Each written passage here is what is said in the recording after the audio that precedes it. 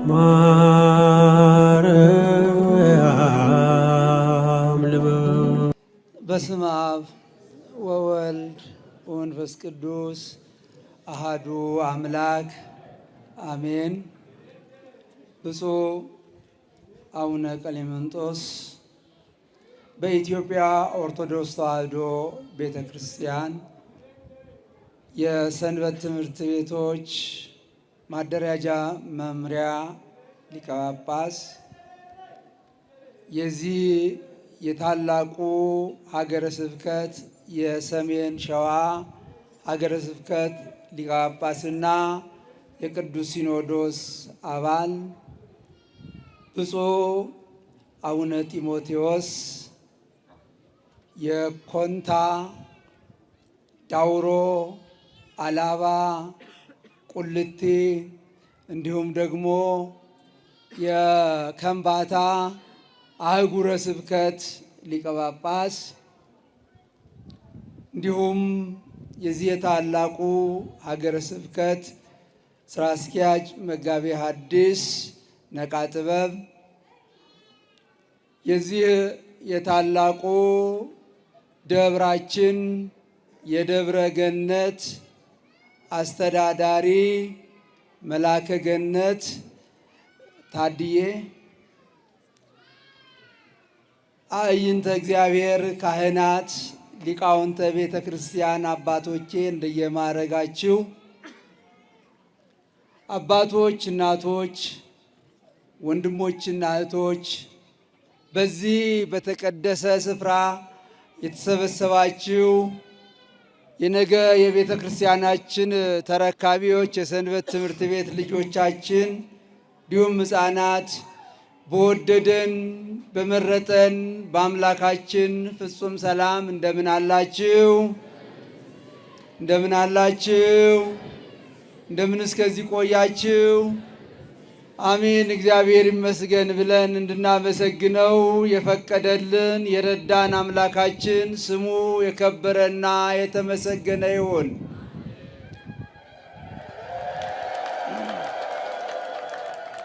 ወበአርባ ዕለት አመ ያዐርግ ሰማየ አዘዞሙ እንዘይብል ጽንዑ ተስፋሁ ለአብ። ይህን ቃል የተናገረው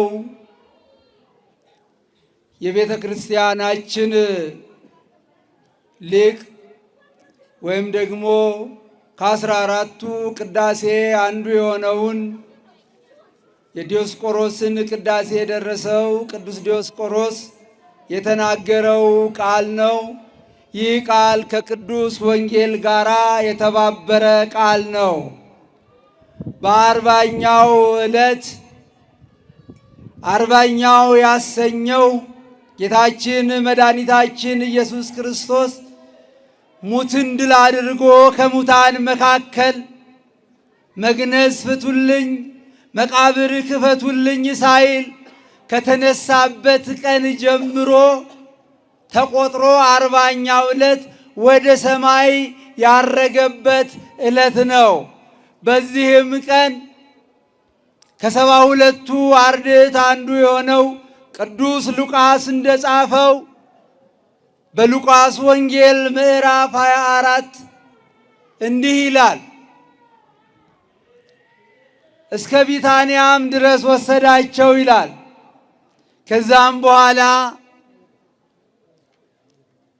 እንዲህ አላቸው፣ ሲነግራቸው ሲያስተምራቸው ቀደም ሲል ሲያስተምራቸው የነበረውን እንዲያስታውሱ ከሙታን መካከል ሙትን ድል አድርጎ እንደሚነሳ ሲነግራቸው ቆይቶ እስከ 40 ቀን ድረስ በተለያየ አይነት መልክ እየተገለጸላቸው ብዙ ተአምራትን እያሳያቸው እያስተማራቸው እንዲሁም ደግሞ 7ቱን ኪዳንም እንዲሁ እያስተማራቸው ከቆየ በኋላ አሁን በአካል ሊሰናበታቸው ስለሆነ እናንተስ በኢየሩሳሌም ቆዩ፣ አንትሙሰ ንበሩ ሀገረ ኢየሩሳሌም እስከ ትለብሱ ኃይለ እማርያም፣ እናንተስ ኃይልን ከአርያም እስከምታገኙ በኢየሩሳሌም ቆዩ አላቸው። ቅድም ከተናገርኩት ቅዱስ ዲዮስቆሮስ ከተናገረው ጋራ የአብን ተስፋ እስክታገኙ ድረስ ብሎ የነገራቸው ከዚህ ጋር የተስማማ ነው። ይሄን ያለው ለ12 ደቀ መዛሙርቱ ነበረ። ከእርሱ ጋር ሲኖሩ ከዋለበት እየዋሉ ካደረበት እያደሩ ከእግሩ ስር ሆነው 3 ዓመት ከ3 ወር ሲማሩ የነበሩ እነዚህ የሆነውን ሁሉ ያያሉ። ይሄንንም ያስተማራቸውና የነገራቸው አስቀድሞ በኦሪት የተነገረውን፣ በነቢያት መጻሕፍት የተነገረውን፣ በመዝሙራት መጻሕፍት የተነገረውን ይሄንን ሁሉ ነበረ ሲያሳስባቸው የነበረ። ያኔ ውስጣቸው ልባቸውም ተከፍቶ ይሰሙ ነበረ። እኔ እሄዳለሁኝ እንዲሁ በዮሐንስ ወንጌል ምዕራፍ 14 ላይ እኔ እሄዳለሁ ስፍራም አዘጋጅላችኋለሁ፣ በአባቴ ቤት ብዙ ስፍራ አለ ብሎ ነገራቸው። ነገር ግን እንዲሁ አልተዋችሁም፣ አጽናኙን መንፈስ እልክላችኋለሁ። አጽናኙን መንፈስ እስክልክላችሁ ድረስ በኢየሩሳሌም ቆዩ አላቸው። የት ቆዩ? በኢየሩሳሌም ቆዩ። በኢየሩሳሌም ይሄ አብ የሚሰጠውን ተስፋ እነግራችኋለሁ። የሚገርመው ስለ አብ ተናግሯል፣ ስለ መንፈስ ቅዱስ ተናግሯል። ተናጋሪው ወልድ ነው። እግዚአብሔር አብ፣ እግዚአብሔር ወልድ፣ እግዚአብሔር መንፈስ ቅዱስ አንድ አምላክ ብለን አይደል ምናምነው? ይሄንን አንድ ላይ አሰናስሎ የተናገረበት ያስተማረበትም ትልቅ ትምህርት ነበረ። ከዚህም በኋላ እኔ አልተዋችሁም አለ። አይተወንም እኮ አምላካችን። አባት እንደሌላቸው ልጆች የማይተወን አባት ነው የምናመልከው። ክብር ለአምላካችን ይሁን። እንዲሁ የማይተወን ጌታ፣ ስፍራን አዘጋጅላችኋለሁ ብሎ ያለን ጌታ፣ ስለዚህም ደግሞ አጽናኙን እልክላችኋለሁ ያለው ጌታ፣ እስከዛ ድረስ ግን ጽኑ በኢየሩሳሌም። የት ቆዩ? በኢየሩሳሌም። ስለዚህ በኢየሩሳሌም ቆዩ አላቸው። በኢየሩሳሌም በአንድነት እንዲቆዩ። ኢየሩሳሌም የቅድስት ቤተ ክርስቲያን አምሳል ናት።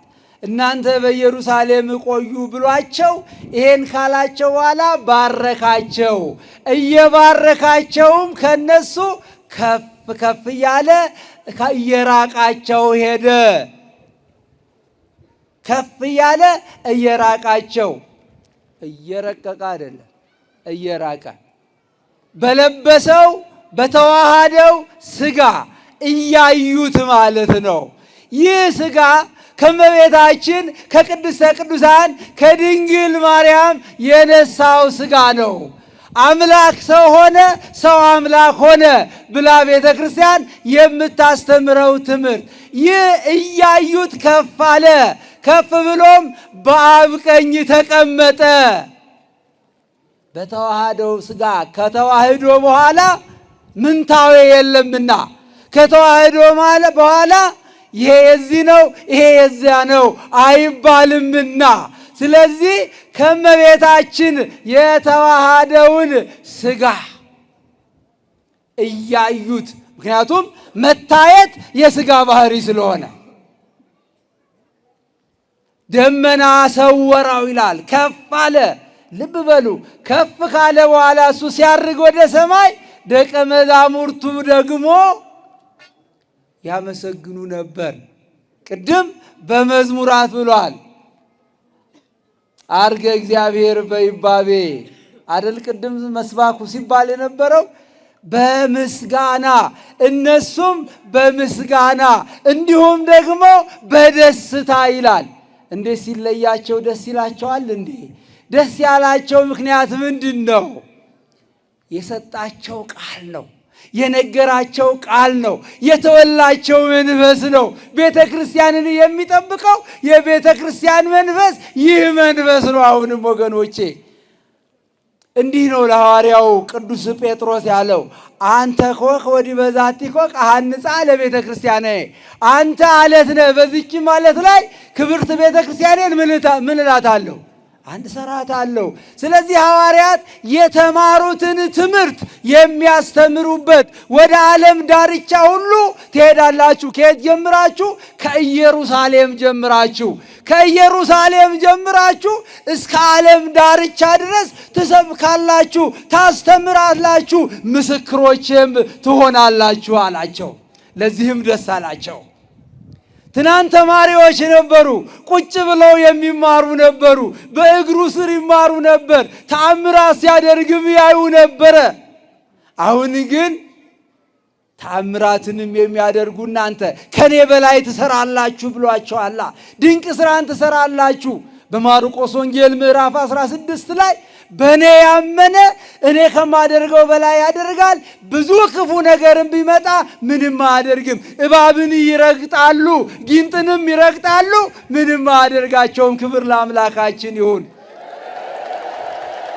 ዛሬ የዛ ቃል ኪዳን ሆኖ በዚህ ቦታ ላይ ብዙ ጊንጦች ይጠፋሉ፣ ብዙ እባቦች ይጠፋሉ፣ ብዙ ገቢረ ተአምራት ይደረጋሉ። እግዚአብሔር የሰጠው ቃል ኪዳን እስከ ዛሬ ድረስ በዚህ ቦታ ይሰራል። ደስ አይልም? ክብር ለአምላካችን ይሁን። ስለዚህም ነው ይህቺ ቤተ ክርስቲያን ሐዋርያዊት ናት የምንላት። እንዲሁ አይደለም። ከሐዋርያት ጀምሮ ሲወርድ ሲያያዝ መጥቶ እኛ ጋር መድረሱን የምናይበት ነው። ስለዚህ በሐዋርያት መሰረት ላይ ምን ብላችኋል? ታንጻችኋል አለ። በሐዋርያት ቤተ ክርስቲያን። ቤተ ክርስቲያን ማለት አንድም እኛ ነን፣ የክርስቲያኖች ስብስቦች ነን። በዓለም ላይ ያለነው ወልድ ዋህድ ብለን የምናምነው አማኞች ስብስብ ምን ይባላል? ቤተ ክርስቲያን ይባላል። እኛ ሁላችን ደግሞ እዚህ የተሰበሰብነው ቤተ ክርስቲያን እንባላለን።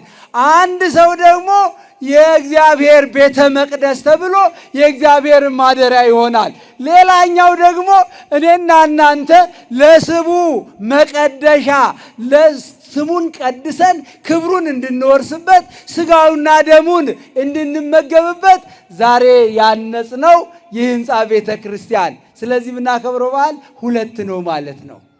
አንደኛው በዓል የጌታችን የመድኃኒታችን የኢየሱስ ክርስቶስን የዕርገት በዓል ነው።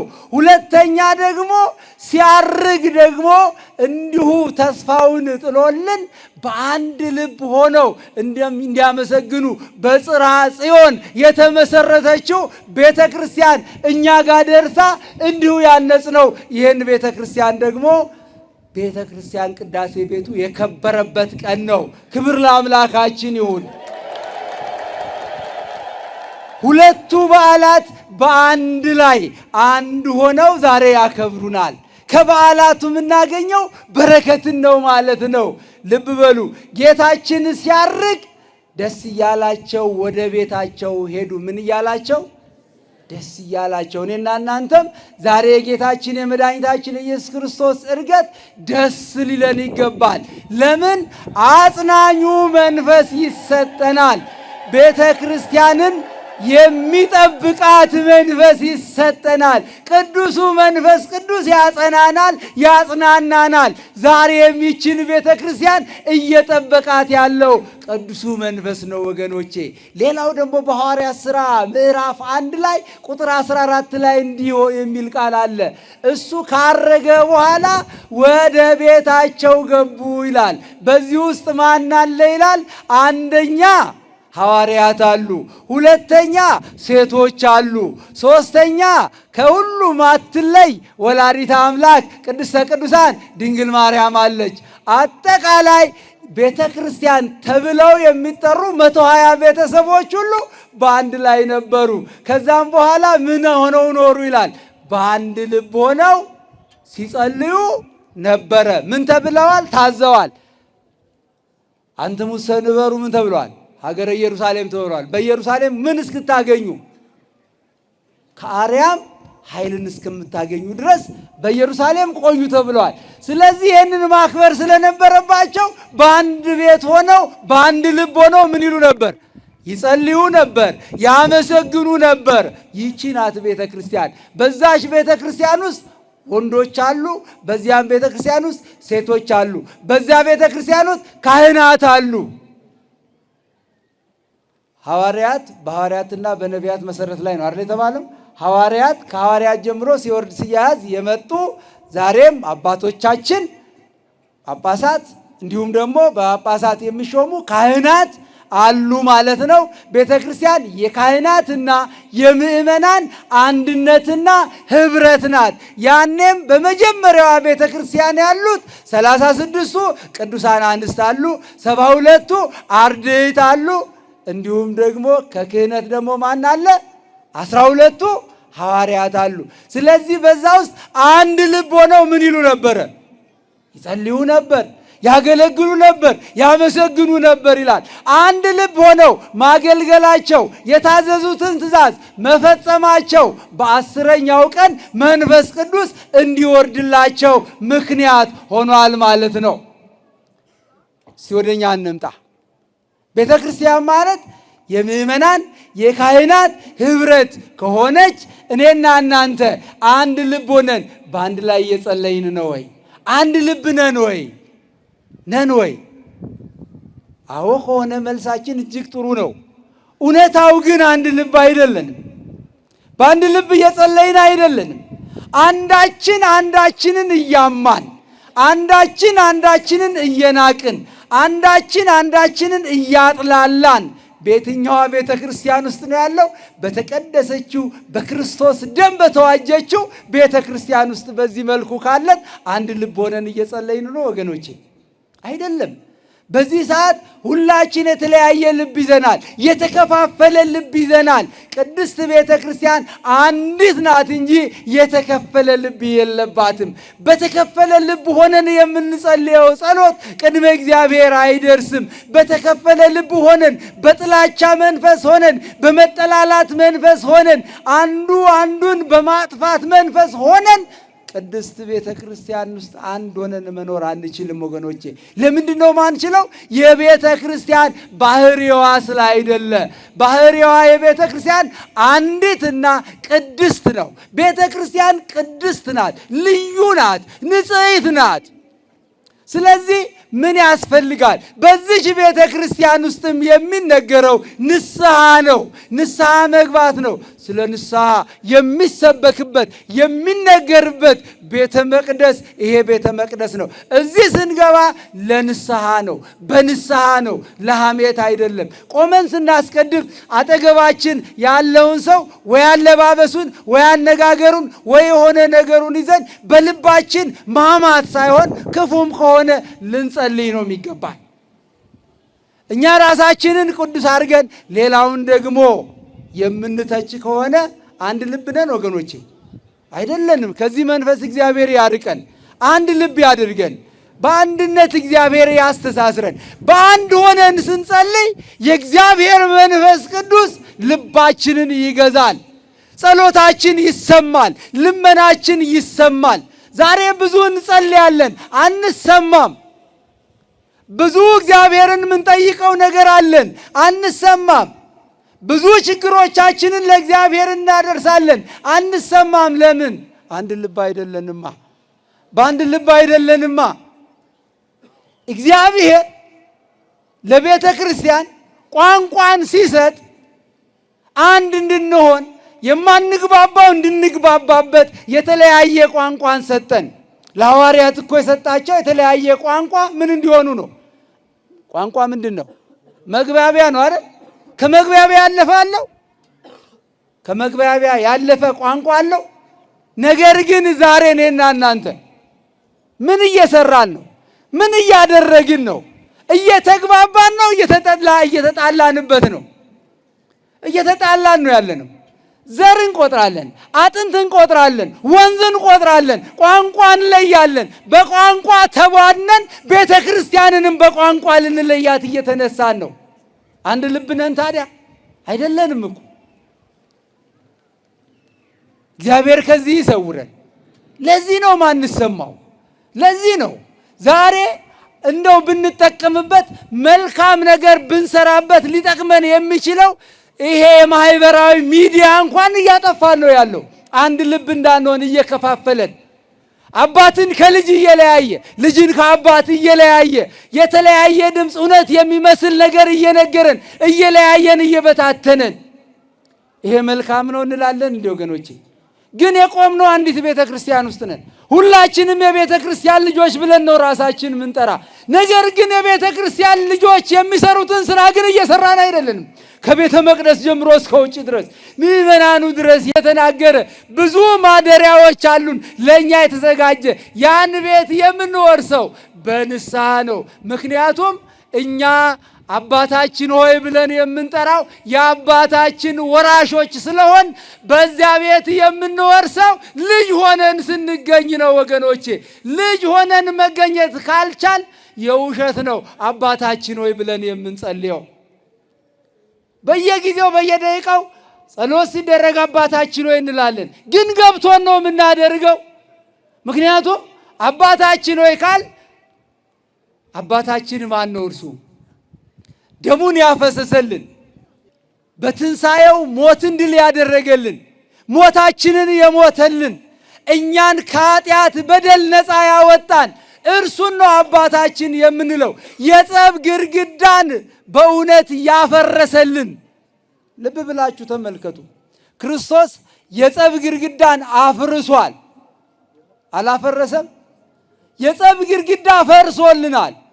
መለያየት የለም። አይሁዳዊ ነህ ግሪካዊ ነህ የሚል የለም። ይሄንን ሁሉ ጥሏል። እኔና እናንተ ክርስቶስ ያፈረሰውን እኛ ገንሞ መገንባት ጀምረናል። ታዲያ በእውነት ልጆች ተብለን ልንጠራ ይገባናል። ምክንያቱም ልጅ አባቱን ይመስላል። እኔ ቅዱስ እንደሆንኩኝ እናንተ ምን ሁኑ በሏል? ቅዱሳን ሁኑ። ልጅ አባቱን የሚመስል ከሆነ በቅድስና ልንኖር ነው የሚገባን። ወንድማችንን ካማን፣ እህታችንን ካማን፣ አባታችንን ካማን ልጆች አይደለን። በደንብ እናስተውል። ልጆች አይደለንም። የቆምንበት ቁመና ትክክል አይደለም። የቆምንበት ቦታ ትክክለኛ ቦታ አይደለም። ልናስተውል ይገባል። አረፈደብንም፣ ንስሐ እንግባ። አረፈደም ሰዓቱ፣ ዛሬም ንስሐ እንግባ። እንደኛ በደል ሳይሆን እግዚአብሔር እንደ ቸርነቱ እኮ እየጠበቀን ነው። እንደኛ በደል አይደለም፣ እንደ ቸርነቱ እንደ ምሕረቱ እኮ ነው የሚያኖረን እግዚአብሔር። እንደ ቸርነቱ ስለምንኖር እንጂ ሁላችን እንጠፋ ነበር። ቃል ኪዳኑ ስለሚጠብቀን እንጂ ዛሬ እኮ ተአምር በዚህ ቦታ አይገባም ነበር። ገብቷችኋል አይደል? እንደማ ቢሆን እንደኛ ቢሆን ግን እንደ ቸርነቱ እንደ ይቅርታው ስለሚሆን ምን ይለናል? ዛሬም ተአምሩን ይገልጻል። ዛሬም ስራውን ይገልጽልናል። በተለይም ደግሞ በዚህ ቦታ በተለይም ደግሞ በዚህ ሀገረ ስብከት ድንቅ ድንቅ የሚሆኑ ተአምራት ይሰራሉ። በየዘመኑ በየጊዜው የሚገርሙ የሚታዩ ትናንት በሐዋርያት ዘመን ሐዋርያት ይሰሩት የነበረ ተአምራት በዚህ ሀገረ ስብከት ይሰራል። እጅግ በጣም ይደንቃል በእውነት። ይሄ ታዲያ የእግዚአብሔር ቸርነት አይደለም ወገኖቼ? የእግዚአብሔር ቸርነት እኮ ነው። በቅድስና እኛ ኖረን አይደለም፣ ቅድስናችን አይደለም። ነገር ግን የሚጠብቀን ይሄ ሁሉ ተአምር እንዲደረግ ዛሬም የእግዚአብሔር መንፈስ ከኛ ጋር እንዳለ ነው። ዛሬም መንፈስ ቅዱስ ይህችን ቤተ ክርስቲያን እንደሚጠብቃት ነው የሚያሳየን። ዛሬም በእውነት የእግዚአብሔር መንፈስ ቅዱስ ጥባቆት ከኛ ጋር አለ። ክብር ለአምላካችን ይሁን በእውነት። ስለዚህ ወገኖቼ አንድ ልብ እንሁን። በዚህ ትምህርት ላይ የተነገረው አንዱ በአንድ ልብ ሆነው ምን ይሉ ነበር ነው? ጸልዩ ነበር፣ ያመሰግኑ ነበር። ወደ ቤታቸው ሲሄዱ ደስ እያላቸው ይሄዱ ነበር። እኔና እናንተ የጌታችን ማድረግ የሚሰጠን ትልቅ ጥቅም ስላለው ወራሾች እንድንሆን ርስቱን ጉልቱን ሊሰጠን ስለሆነ ደስ ሊለን ነው የሚገባል። የደስታ በዓል የሚያደርገው ይሄ ነው ማለት ነው። የደስታ በዓል ነው ይህ ቤተ ክርስቲያን፣ የቅዱስ እግዚአብሔር አብ ቤተ ክርስቲያን። የሚገርም ነው። እግዚአብሔር አብ የእግዚአብሔር ወልድ አባት አባቴ የሰጠኝን ሰጣችኋለሁ፣ አባቴ የነገረኝን ነግሬያችኋለሁ ሲል ነበር አይደል የሚነግረን? አባቴ የነገረኝን። አባትና ልጅ ተለያይቶ ይመስላችኋል እንዴ? በአብ ልብነት ስለሚታሰብ በወልድ ቃልነት ስለሚነገር ነው። ስለዚህ እሱ የነገረንን እግዚአብሔር አብ ደግሞ የሰጠንን የምናገኝበት የበረከት ቦታ ነው፣ የተአምራት ቦታ ነው። ስለዚህ በዓሉ የተሳሰረ ነው። እንደገና ደግሞ ታሪክን የለቀቀ አይደለም። ከሐዋርያት ጀምሮ በሐዋርያት መሰረት ላይ የታነጸችው ቤተ ክርስቲያን ሲወርድ ሲያያዝ መጥቶ ከእኛ ጋር መድረሱን የምናይ ሳይሸራረፍ፣ ሳይበረዝ፣ ሳይከለስ የመጣው በኢትዮጵያ ኦርቶዶክስ ተዋሕዶ ቤተ ክርስቲያን ነው። ስለዚህም ዛሬ በዚህ ቦታ ላይ ያልተበረዘና ያልተከለሰውን የቤተ ክርስቲያን ስርዓት የቤተ ክርስቲያን አምልኮ የምናከናውንበት ቤተ መቅደስ ሰርታችኋል፣ ደስ ይበላችሁ። ይህን ቤተ ክርስቲያን ለበመስራት ያወጣችሁ የደከማችሁ ገንዘባችሁን ያወጣችሁ ጥቂትም ይሁን ሐሳብ የለገሳችሁ ጥምር የቤተ ክርስቲያን አምላክ ይጠብቃችኋል። ቃል ኪዳኑ አይጥላችሁምና ደስ ይበላችሁ። ያደረጋችሁት ነገር ሁሉ፣ የሰራችሁት ነገር ሁሉ፣ የሰጣችሁት ነገር ሁሉ ከንቱ ሆኖ የሚቀር አይደለም፣ የሚጎል አይደለም፣ የሚጨመር እንጂ። ገናን ደግሞ ይሄንን የቤተ ክርስቲያን መልእክት ሰምተው በከተማም በገጠርም በሁሉም ተረባርበው አንድ ሆኖ እንደ አንድ ቃል ተናጋሪ እንደ አንድ ልብ መስካሪ ሆኖ በእውነት ከበዓሉ ጋር ያስተባበረው ነገር አንዱ ይሄ ነው። አንድነት ይሄን ተአምር ይሰራል። አንድነት 7 ወር ባልሞላ ጊዜ ትልቅ ሕንፃን ይሰራል። ስለዚህ እግዚአብሔር አንድ ያድርገን። እግዚአብሔር አንድ ያድርገን። በቸርነቱ አይለየን። የብፁዓን አባቶች ገና ሌላ በረከት አለና እነሱ ደግሞ እኔ ሳይገባኝ ነውና ይሄንን ያህል ያልኩት፣ እነሱ ደግሞ ብዙ ያስተላልፉልናል። የዛሬው በዓል ግን ድርብ በዓል ነው። ግን ይዛችሁልኝ እንድትሄዱ የምፈልገው የሰራችሁት ቤተ ክርስቲያን ንስሐ የሚገባበት ስጋ ወደሙ የምትቀበሉበት ነው። ይሄን ደግሞ ለመቀበልና ስጋዬን የበላ ደሜን የጠጣ የዘላለም ሕይወት አለው ስለሚል የዘላለም ሕይወትን ለማግኘት ደግሞ አንድ ልብ መሆን እንደ አንድ ቃል ተናጋሪ መሆን ያስፈልጋል።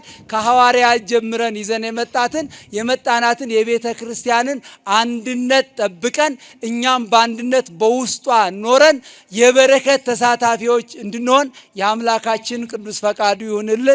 የአባቶቻችን የብፁዓን ሊቃነ ጳጳሳት ረድኤት በረከታቸው ይደርብን። ይቆየን። ስብሐት ለእግዚአብሔር።